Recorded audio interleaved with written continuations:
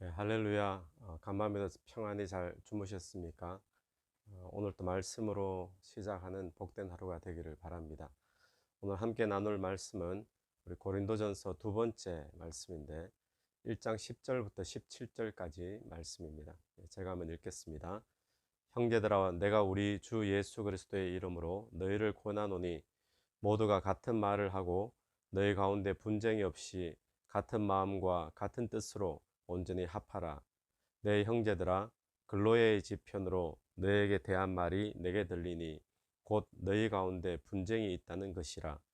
내가 이것을 말하거니와 너희가 각각 이르되 나는 바울에게, 나는 아볼레에게, 나는 게바에게, 나는 그리스도에게 속한 자라 한다는 것이니 그리스도께서 어찌 나뉘었느냐?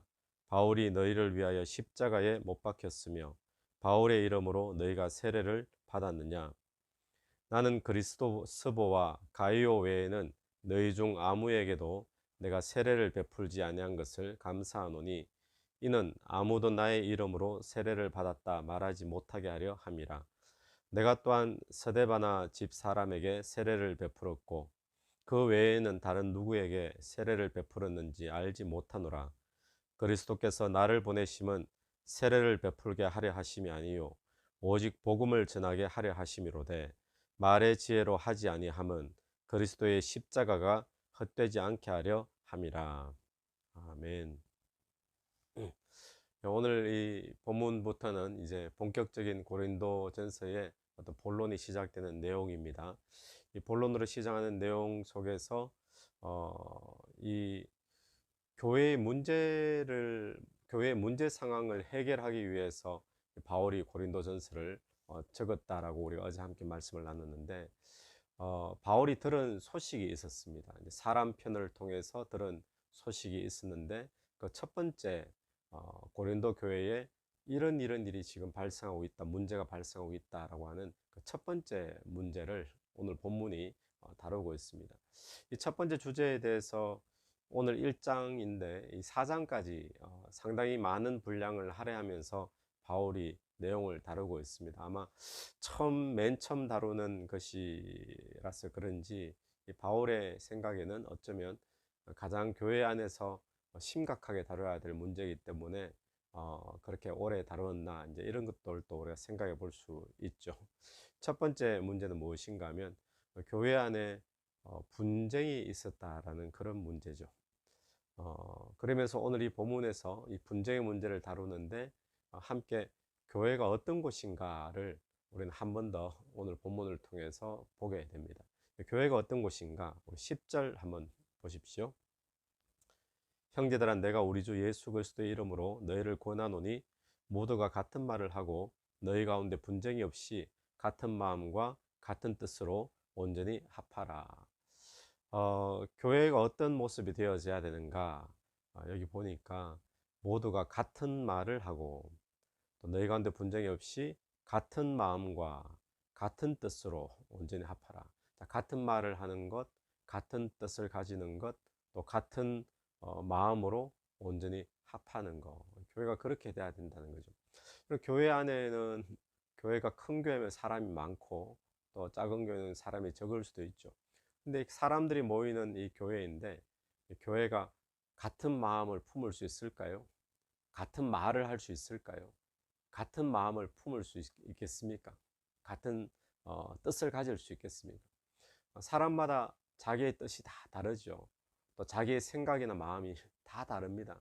그래서 여기서 말하는 같은 말, 같은 뜻, 같은 말을 해서 합해라라고 하는 이야기는 그냥 말을 통일시키고 생각을 통일시키고 이런 차원이라기보다도 하나로 지금 초점을 맞추라는 이야기죠. 같은 초점에서 또 같은 것을 바라보고 그렇게 이제 나아가야 되는데, 그런데 이 11절에 보니까 내 형제들아, 글로의 집 편으로 너희에 대한 말이 내게 들리니 곧 너희에게 분쟁이 있다는 것이라.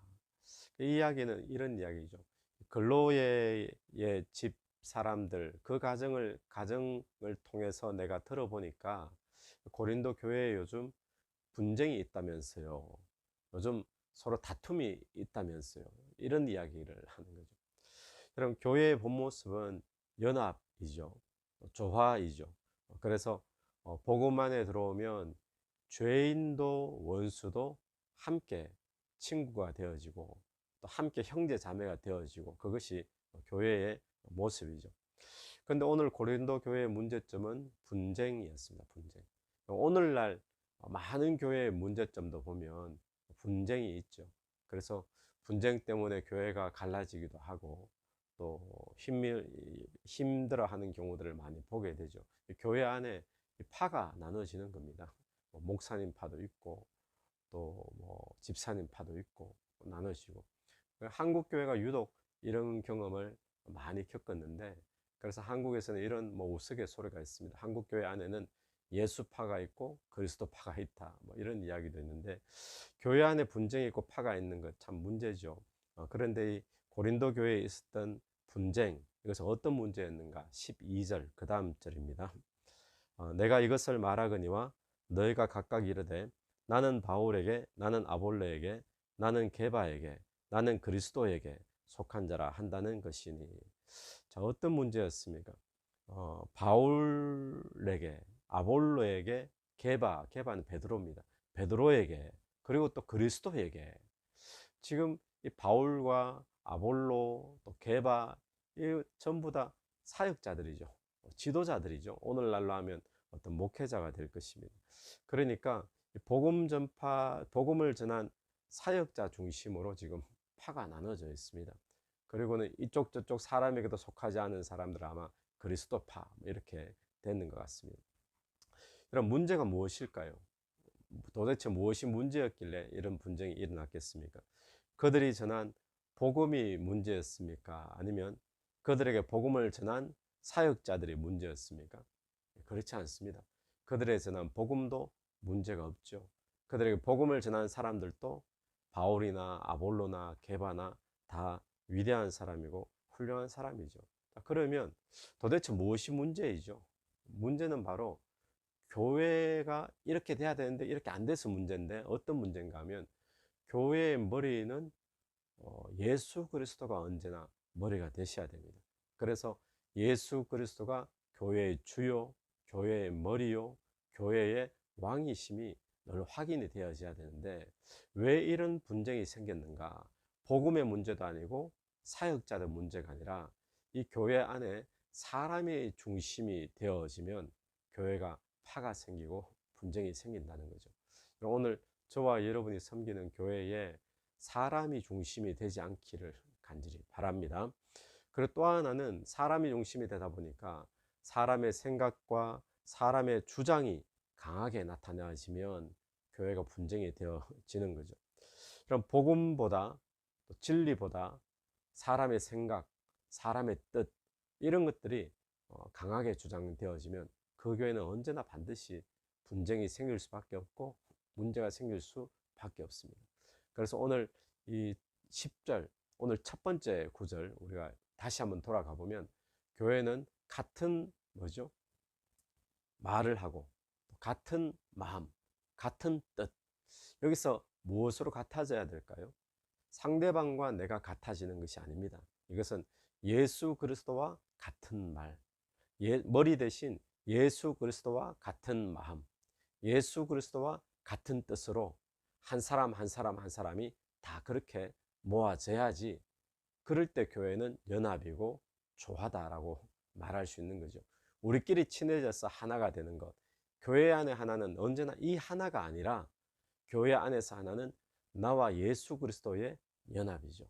그래서 예수를 중심으로 예수와 같은 말, 예수 그리스도와 같은 뜻, 예수 그리스도와 같은 마음, 그렇게 합해질 때 교회는 온전히 건강하게 세워질 줄로 믿습니다. 교회를 위해 기도하실 때, 또 교회를 위해 애쓰고 우리가 마음을 쓰실 때 이것을 잊지 말아야 됩니다.